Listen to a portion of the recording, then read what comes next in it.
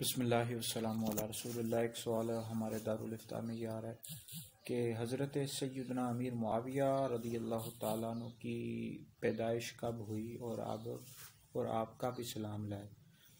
حضرت سیدنا امیر معاویہ رضی اللہ تعالیٰ عنہ کی پیدائش بعثت نبوی سے 5 سال پہلے ہوئی، یعنی حضور علیہ السلام کے اعلان نبوت فرمانے سے 5 سال پہلے ہوئی، اور آپ کے والد کا نام ابو سفیان رضی اللہ تعالیٰ عنہ ہے، والدہ کا نام حضرت سیدہ ہندہ ہے، اور آپ ام المؤمنین حضرت سیدہ ام حبیبہ رضی اللہ تعالیٰ عنہ کے بھائی ہیں، جو نبی کریم علیہ السلام کی زوجہ تھی۔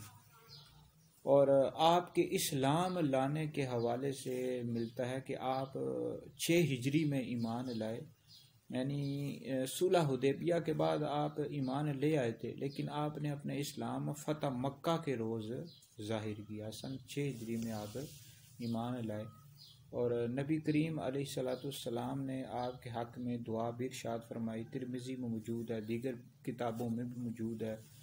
مفہوم ہے کہ ہے اللہ معاویہ کو